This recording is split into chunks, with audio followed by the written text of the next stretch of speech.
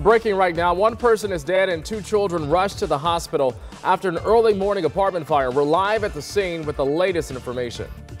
Also breaking overnight, an early morning shooting sends a man to the hospital. What we're learning about this attempted robbery. And no time to repair the damage as another storm moves through the tri-state. A look at your wet and soggy forecast ahead. 9 on your side starts now. Well, your time is now 4:59. Good morning, Tri-State. I'm Ryan Houston in for Catherine Nero.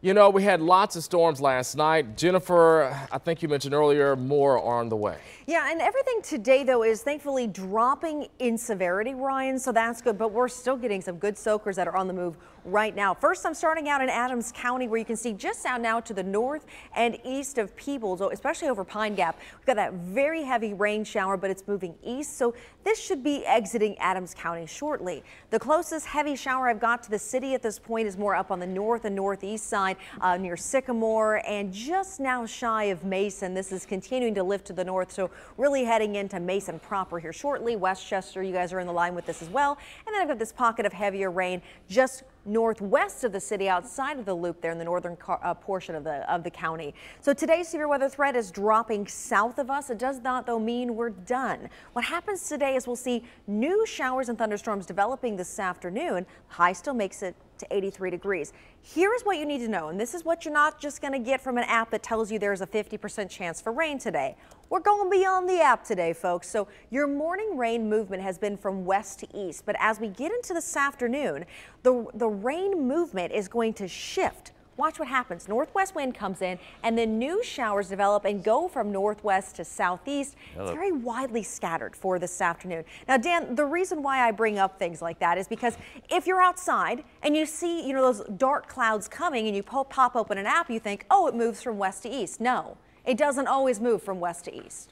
You're right about that. So there you go. We do that a lot at the airport to say we look to the west and we're looking pretty good over there, but today will be a little bit of a different story. Here's 275 and Route 32, and you really get a sense of how wet things are there at the moment because, well, there's a little bit of rain moving through. Let's go to the 9 first warning traffic map, and it is clean and green, but you do see that blob of rain out there on 74 as you approach 275, and things are really scattered out there. Let's take a look. This is I-71 at Pfeiffer, so a little bit of rain moving through that area, and you can see how far or how wet 71 is right there, but you come further south, here's 71 at Martin Luther King. Doesn't look like they've got a drop of rain right there, so that part of 71 is in very good shape, and the drive time numbers are still good despite the wet conditions this morning.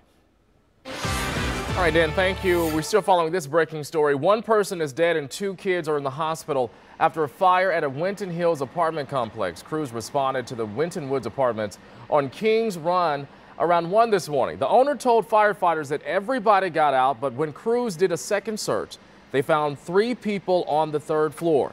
Firefighters rescued the 2 children, and a man was pronounced dead on the scene. Person company did a tremendous job. They were able to knock out the heavy part of the fire, which enabled our guys to get up to the apartment and find the victims rather quickly. So as for the time we got here to the time we got the victims out was minutes. They did a very good job, but unfortunately it wasn't the result we always want. Crews did say one person in the apartment where the man died was able to get out. We're told the fire started on the 2nd floor. Firefighters are still investigating the cause. Well, the damage is still being assessed this morning after a powerful storm hit the tri-state last night, ripping off roofs and knocking out power to thousands of people. North side was one of the hardest places hit. Strong winds blew a roof off one house and onto another. There it is right there. Cincinnati police had to block off Chase Avenue as inspectors checked out the damage. I was watching the weather change from my deck, and there was a big gust of wind. And after that big gust of wind, I heard a crash. I thought it was a car accident. On Montgomery Road, a massive tree knocked down power lines and missed a house by just several feet. The good news in both cases, nobody was hurt. Well, fallen trees were just a common sight across the tri-state last night. This is video in Reading along Elm Street near Jefferson Avenue. A man who lives in the area says a tree fell on a woman and almost killed her. There's no word on that woman's condition right now. We've learned the name of a 17-year-old who drowned in a private community in Brown County. The sheriff's office says Maxwell Dickey was swimming near the beach with friends at Lake Lorelei when he disappeared under the water. Chopper 9 flew over the scene yesterday evening. Several people tried to find him, but they were unsuccessful. Talk about an OMG moment. Game 1 of the NBA Finals will go down in history for the embarrassing moment that some say cost the Cavs the game. Here it is right here. With the game tied and less than 5 seconds left, George Hill misses his final free throw. And who shot J.R. Smith? J.R. Smith is right underneath the basket and grabs the rebound, but instead of putting it up for the win, he dribbles it back into the backcourt, earning a side eye from King James. Well, the game went on to overtime where Chef Steph Curry and the Golden State Warriors would go on to win 124-114. After the game, King James just wanted to leave. Did you know if he knew the score? Thank you. He didn't even answer that. Okay, so as he was walking out, you see him grab his glasses, his keys, and his nice briefcase right there. He scored 51 points, which is the most points in a loss in finals history. Game 2 is Sunday night right here on 9 on your side. Good morning, Jennifer. Side eye, a no response. The man was not happy. I don't blame him. All right, we've got something, maybe it makes you really happy, or you're like, please give us spring. I mentioned it earlier this week, Ryan, that we would probably end up with May as the warmest May on record in Cincinnati, and drum roll please, we did. May, warmest on record for Cincinnati, Indianapolis, Louisville, Columbus, Paducah, Charleston. Basically, we were not alone in this statistic. Coming up, though, what's going on with the heat and if it's going to keep going as we roll into the beginning of June. Well, the time is now 5:06. Trade war. The U.S. and its closest neighbors all raising prices on imported goods, what it could mean for your grocery bill. And giving Tri-Staters a chance at college, the local company rolling out new benefits for its workers, and who was on hand to celebrate. You're watching Good Morning Tri-State at 5 on 9 on your side. And good morning, Tri-State 509, as we take a look at not only the traffic map, but the radar, the current radar, and we see this cell is just kind of hanging there. I thought it was going to go across top of 275, but it's going a little bit north, and it's getting a little bit weaker too. So that is good, but still there's some rain around the Tri-State loop. No wrecks or broken down cars to get in your way. Let's take a look. This is 71 at Martin Luther King, and we were looking at this earlier. Up north near Pfeiffer, heavy rain there, but here it looks pretty high and dry, and the drive time numbers are still right where you want them to be. 18 minutes Westchester to downtown, Florence to downtown only 10 minutes. I think that they'll tick up a little bit faster than normal as more people get out on the road. Back to the desk. We'll be talking about this one for a while. The U.S. could be heading for an all-out trade war with our closest allies as tariffs begin. Starting today, the Trump administration will impose tariffs on steel and aluminum imports. They claim this will protect American jobs. Those tariffs are against some of our closest allies. We're talking about Canada, Mexico, and the EU. Canada is responding with over $16 billion worth of retaliatory tariffs on U.S. goods. These tariffs are an affront to the long-standing security partnership between Canada and the United States, and in particular, an affront to the thousands of Canadians who have fought and died alongside their American brothers in arms. But back here at home, it could mean higher prices on beer, cars, and soft drinks. Well, House Speaker Paul Ryan says the GOP's tax reform plan is working for the Tri-State. Ryan, along with local Congressman Steve Chabot, were on hand for Kroger's big announcement yesterday in Springdale. Kroger will now offer $3,500 in yearly tuition assistance for employees. That's pretty good. Company executives say the tax reform made all of this possible. Chabot is running for a 12th term in the 1st District against Democrat Aftab Puraval. Well, the time is now 5:11, and caught on cam, a police chase in Michigan ends in a rollover crash. There you see it, where the officers finally made that arrest. And forget about nature. When law enforcement calls, the high-tech tools to catch a pair of disgusting vandals. Jennifer. Okay, well, then speaking of that cell that Dan was asking about there near, that was recently near Harrison, I've put it into motion and it shows that it's kind of moving northeast a little bit, but actually just producing some new lightning up there near Lehigh and Ross. So keep an eye on that cell and also break down when more is coming in. That's ahead in your 9 first warning forecast. You're watching Good Morning Tri-State at 5 on 9 on your side. Well, new this morning, a high-speed chase in Michigan ended in a crash. Check it out. The driver in the white SUV clips another car on Detroit's Interstate 275. There you see it, loses control and flips the car on its roof. Police had to break out the driver's side of the window to pull him out, but they handcuffed him in the middle of traffic. Thankfully, no one was seriously injured. Well, a Forest Park man is in jail this morning, charged in the murders of a mom and her 9-year-old son. Joshua Ward is accused of killing Kelly and Aiden Kramer. The mom and son were found shot to death in their apartment in Burlington, Kentucky on March 20th. 9 on your side spoke with Kramer's father. He revealed that Ward was her former boyfriend. You have to find an end to the story, and I guess the end will be coming. We're opening a trial and it'll be all over with. Well, Ward is being held at the Hamilton County Justice Center pending extradition. I'm glad this next story is not on camera. So, an investigator is using DNA tests to find a so-called serial pooper in Clear Creek Township. Surveillance cameras caught 2 people illegally entering and defecating in a house under construction. Now, why would you do that? One of those suspects is a repeat offender. OMG.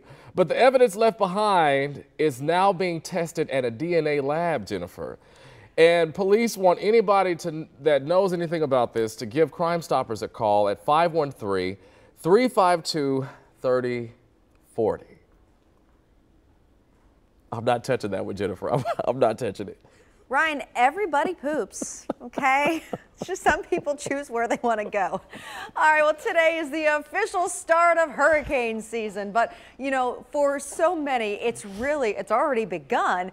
At least 5 people died this week since subtropical depression Alberto made landfall, causing flash floods, closing highways, and washing away bridges. 2 people died Wednesday in North Carolina after a mudslide slammed into a home, hit a gas line, and triggered an explosion. Gosh, look at that. The system is moving north and expected to hit the Great Lakes region. Well, it already did yesterday. So that area of low pressure continues to weaken. But now what we're left with is obviously our own chance of severe weather that we've been tracking since last night.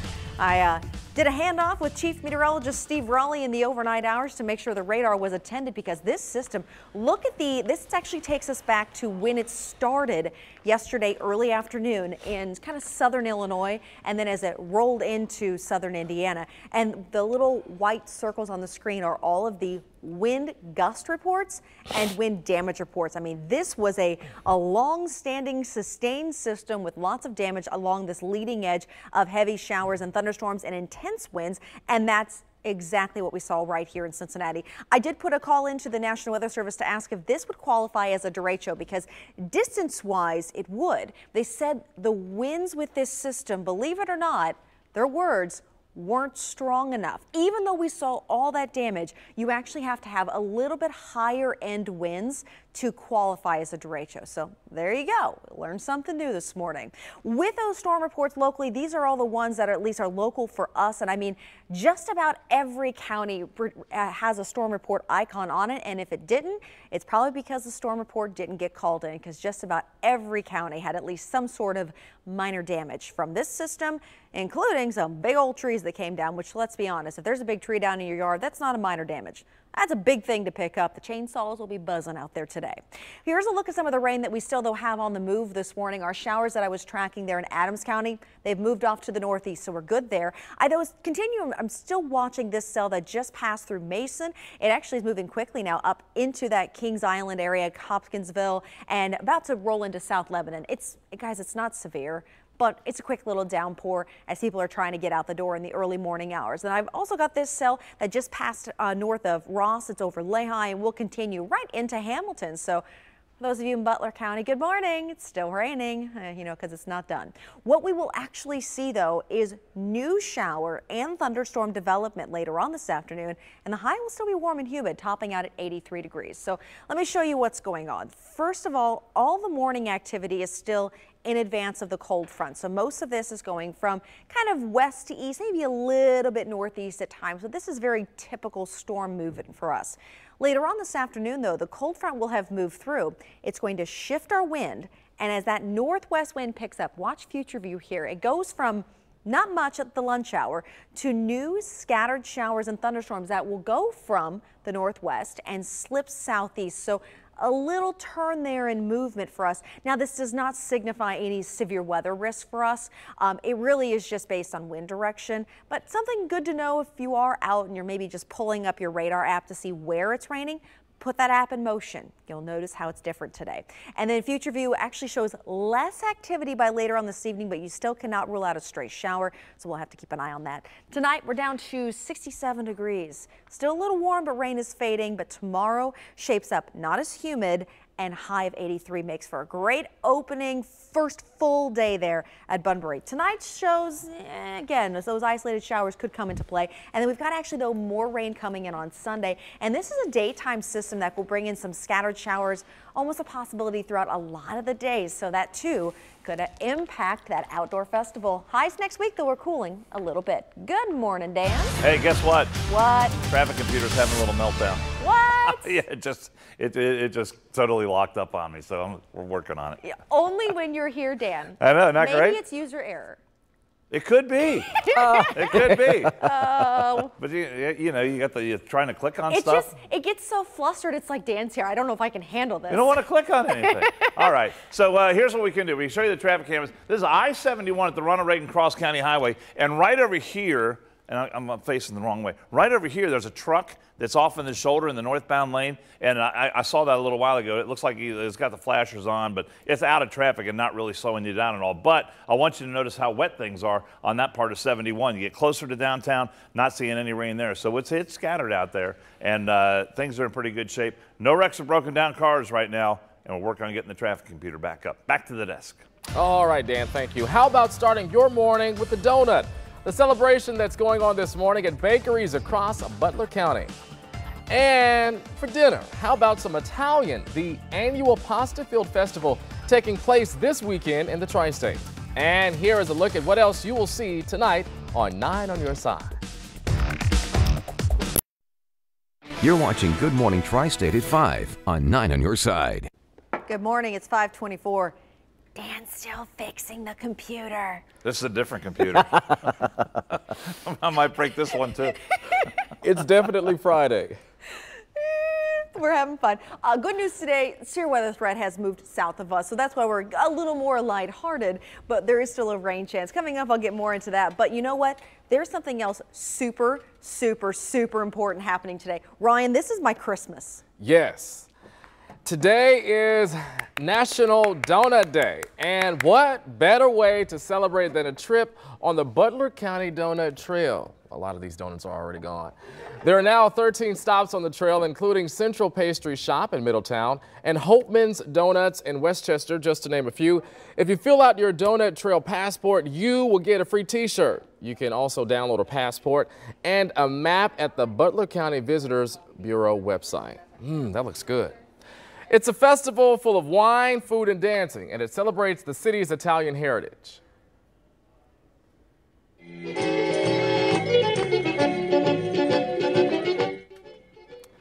From donuts to this is Since Italia's 9th year. It starts tonight at 6 at Harvest Home Park in Cheviot on North Bend Road. And everything wraps up on Sunday. It's a benefit for St. Catherine of Siena School in Westwood, along with San Antonio Italian Church.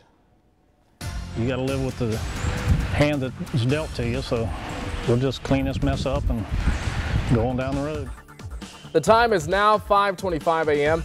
It's not just to the tri-state that is dealing with storm damage.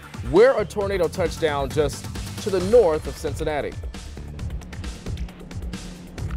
Good morning, I'm TJ Parker. It's a big weekend for music lovers. It's the 7th annual Bunbury Music Festival here at the riverfront.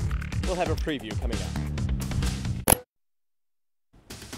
Lots of reports of damage yesterday afternoon from that big line of showers and thunderstorms. What's in the forecast, though, for today? Because rain is not done.